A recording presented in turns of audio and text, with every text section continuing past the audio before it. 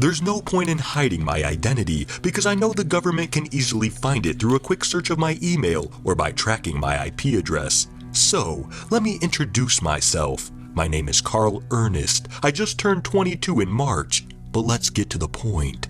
I want to share a story about my friend Robert Gettings and our high school days. We used to have a big group of friends called the Bang Gang. Although I admit it sounds quite silly now, please bear with me as we were all immature back then. We were juniors around 17 years old, except for Hailey, who turned 18 a few months before us. We affectionately called her Mama Bang. Each of us had ridiculous nicknames that others came up with. For instance, they named me Tread Bang because of a treadmill incident at the gym where we used to hang out. Joseph, the guy who brought us all together, found me lying on the ground after I tripped on my untied shoelace while running. He decided to give me a ride to Hailey's place, who was studying to become a nurse and could take care of me. While trying to help me up, my shoelace somehow tied themselves together, causing me to stumble again. Fortunately, Joseph caught me before I fell hard. That's how we all got acquainted, and that's when I met Robert, the funny one in our group. On Saturday nights, we usually went bowling or visited the local brewery to play pool or table tennis. Now,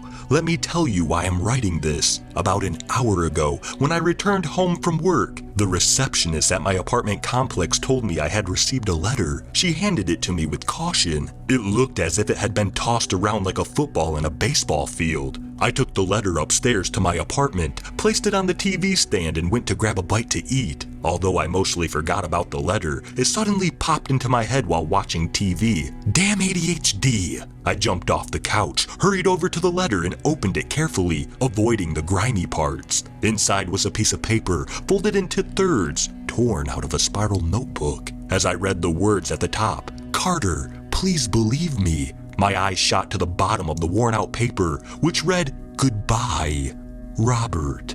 I was stunned. At first, I thought it was a prank by someone from our old group. Robert had gone missing towards the end of our junior year and was presumed dead, but his body was never found. Disbelief and curiosity flooded my mind, urging me to read on. "Carter, please believe me. I swear what I saw tonight was true. I wasn't fooling around. I swear. None of you believed me when I tried to tell you about it around the campfire, thinking I was just trying to scare you. But I wasn't lying. The moon flickered. I know it sounds crazy, but I saw it happen. 2 distinct lines appeared, flickering up the moon, like an old cartoon playing on a black and white television. It lasted for only a second, and when I told you all to look, it was gone. I wish you would have believed me. I can't sleep after what I witnessed. I tried researching it online, but found nothing. Whenever I posted about it, the post just vanished, as if a bot instantly deleted them. I can't even text anyone about it. That's why I'm writing this letter. I can't text anyone, and I'm freaking out. My parents tell me to stop messing around. Carter, you were always the serious one in the group, so I'm hoping that by sending this to you, you will take it seriously. August 17th, 2013. Goodbye, Robert. I read the letter over 600 times, trying to make sense of its contents. It didn't add up. How could Robert have written this in 2013, the year he went missing? Doubt and confusion swirled within me, but I knew I couldn't keep this to myself. With a sense of urgency, I reached out to the remaining members of the Bang Gang, sharing the unsettling letter from Robert. Composing a message, I sent it to our group chat, urging everyone to read it and respond as soon as possible. It wasn't long before my phone buzzed with replies from each of them. Hailey, now a fully fledged nurse, was the first to respond. She expressed shock and disbelief, questioning how Robert could have possibly written the letter after all these years. Joseph, always the voice of reason, suggesting that we meet in person to discuss the situation and attempt to unravel the mystery. We agreed to gather at our old hangout spot, the local brewery where we had spent countless Saturday nights during high school. As I entered the dimly lit establishment, a palpable tension filled the air. The familiar sounds of laughter and clinking glasses felt hollow, as if the energy of the place had been drained. Hailey, Joseph, and I settled at our regular table, anxiously awaiting the arrival of the others. One by one, the rest of our friends joined us. Emily, the quiet and observant one, and Jake, the adventurous thrill seeker. Greetings were exchanged, each reflecting concern and confusion. I placed the crumpled letter on the table, and one by one, my friends took turns reading its contents. Their expressions mirrored my own, an unsettling mix of disbelief and unease. We exchanged in a heated discussion, analyzing the letter and attempting to piece together a plausible explanation for its origin. Joseph suggested that it might have been a cruel prank orchestrated by someone who knew about Robert's disappearance and our shared history. However, as we delved deeper into the details, an eerie realization washed over us. The mention of the flickering moon. The strange online censorship surrounding Robert's attempts to share his experience, and the inexplicable delivery of the letter after all these years. It was too peculiar to dismiss as a mere prank. An unsettling silence fell upon the table, broken only by the distant hum of conversations around us. We exchanged glances, each of us contemplating the implications of the letter and the growing sense that something extraordinary was at play. Driven by curiosity and a desire to uncover the truth, we made a collective decision to investigate further. Drawing upon our individual skills and expertise, we assigned tasks to each member of the group. Hailey would delve deeper into her nurse connections, searching for any records or peculiar incidents related to lunar phenomena. Joseph would scour online forums and deep web communities, hoping to uncover any traces of Robert's post or similar experiences. Emily took on the responsibility of researching local legends and paranormal occurrences, seeking any folklore that might shed light on Robert's encounter. Jake volunteered to visit the location where Robert claimed to have witnessed the moon flickering, hoping to find physical evidence that could validate his story. Days turned into weeks as we immersed ourselves in research and analysis. Late-night conversations and frantic exchanges of information became the norm. Each new revelation fueled our curiosity and heightened our unease. We realized what we had stumbled upon was far more profound than a simple prank or an odd coincidence. After weeks of tireless investigation, we had come up empty-handed.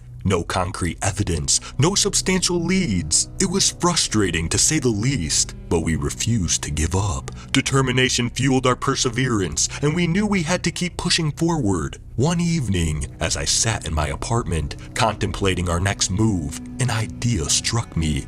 I decided to set up a camera outside, pointing directly at the moon, hoping to capture any peculiar activity. I enlisted Joseph's help to program a rig that would constantly track and record the moon's movements. With everything set up, I left the camera running throughout the night. The following morning, I retrieved the camera and transferred the massive 215GB 4K video onto my laptop. The prospect of reviewing hours of footage was daunting, especially given my attention deficit hyperactivity disorder, ADHD. Realizing I would struggle to sit through it, I reached out to Jake, knowing his adventurous spirit and willingness to explore the unknown. After 6 days of anticipation, Jake sent me a screen recording. It was a snippet of the video, precisely at 4:48 a.m. The footage abruptly cut black for 1 second before resuming. I watched in awe as the screen flashed back to life, revealing a startling image. The moon, typically serene and unchanging, flickered as if glitching in a digital display.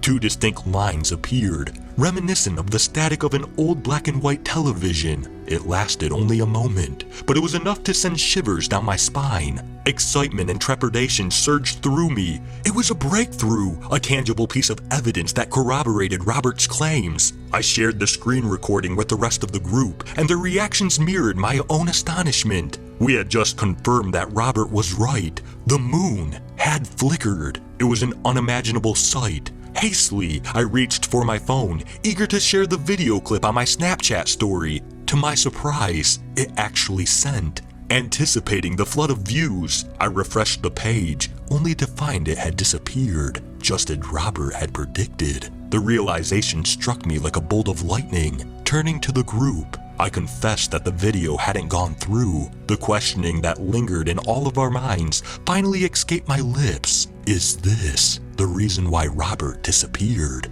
The answer was apparent to all of us. Our messages and posts were no longer going through. Fear overwhelmed us, and we trembled, struggling to find the right words. Uncertainty loomed large, and we sat there, anxiously awaiting the worst for hours. However, nothing came. One by one, Jake, Emily, and Joseph decided to head home. Eventually, I drove home, alone at my house, still unable to send text or post anything. Desperate to communicate, I grabbed a piece of paper and began writing this. I can only hope that someone discovers it and shares our story. September 9th, 2018. Goodbye, Carter.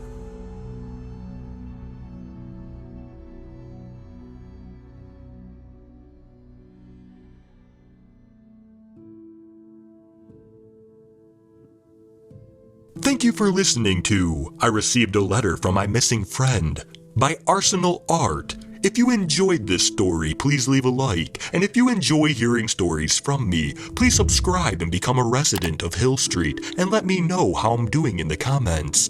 And I hope all of you have a fantastic night.